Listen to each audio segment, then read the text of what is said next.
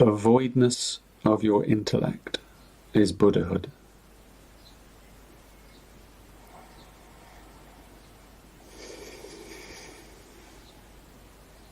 The voidness of your intellect is Buddhahood. What does that really mean?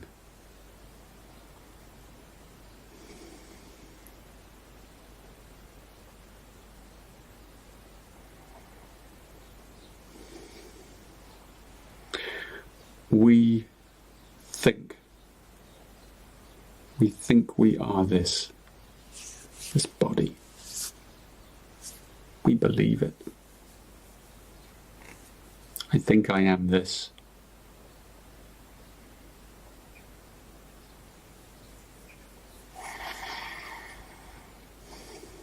Is there another possibility?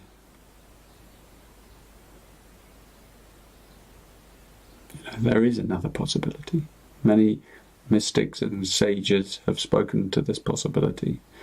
The mind, the human mind, it thinks it's so clever.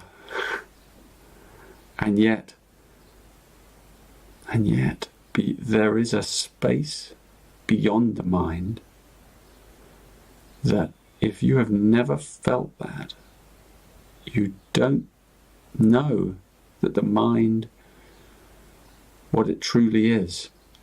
The mind can connect you to everything, or it can separate you from everything. Most of us, that's what it does. It separates us from everything. It puts us into this package. It gives us a way of thinking that's unique, perhaps proudly so. It gives rise to sharp and powerful intellects. But unless you've experienced, even for a moment, a state beyond the mind, it's difficult to understand a phrase like the voidness of your intellect is Buddhahood.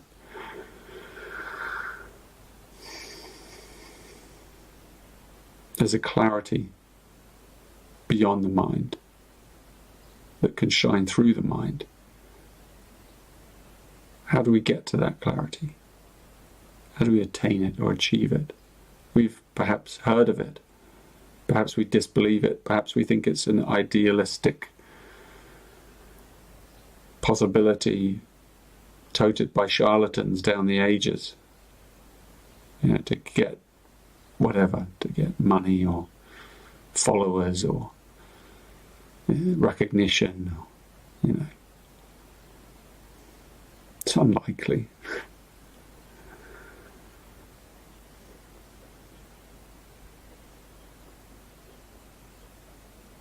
The voidness of your intellect is Buddhahood. There's a light within the mind, behind the mind. You have to contemplate that. You have to see through your own mind, your own thinking. You have to see how it tries to separate you, how your thinking and your paradigm can separate you and disconnect you from all things. You have to learn to think innocently again, to open your mind to all possibilities, so that you don't hold any single opinion. You can hold that opinion, but you might hold it so lightly because you can see the validity of all opinions. And therefore you can allow anyone to be anyone.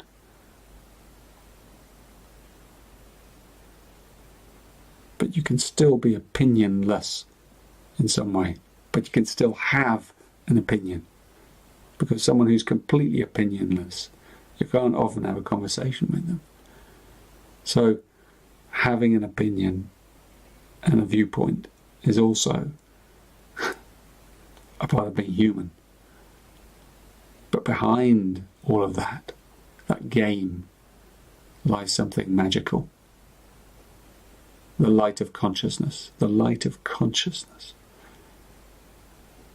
Which is immortal, eternal. You see, the mind, the logical mind, cannot grasp infinity. eternity. It cannot do it. It absolutely cannot do it. You know, it can maybe sort of wrap it up in some kind of circular thinking and you know, paradox. Infinity is a paradox. And infinity is a truth. How can it not be? How can it not be truth? Because it is forever. What was before the beginning, what was before the Big Bang. You know, you cannot penetrate that mystery with the mind. You can only go through with your full being. And that requires a different kind of discipline from thinking. It requires, you know, meditation, prayer, some of these different disciplines that allow you to access that higher plane, let's call it wider plane, that goes beyond the mind.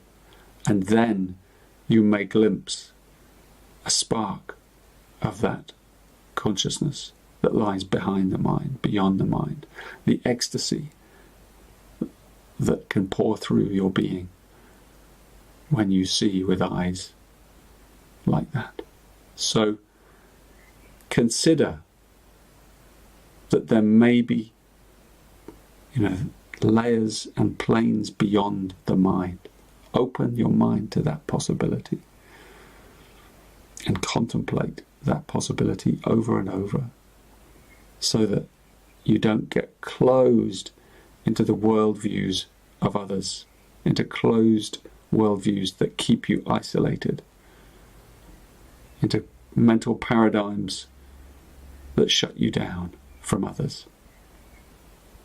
Keep an open mind, and then one day you'll understand what that means, that phrase. The voidness of your intellect is Buddhahood.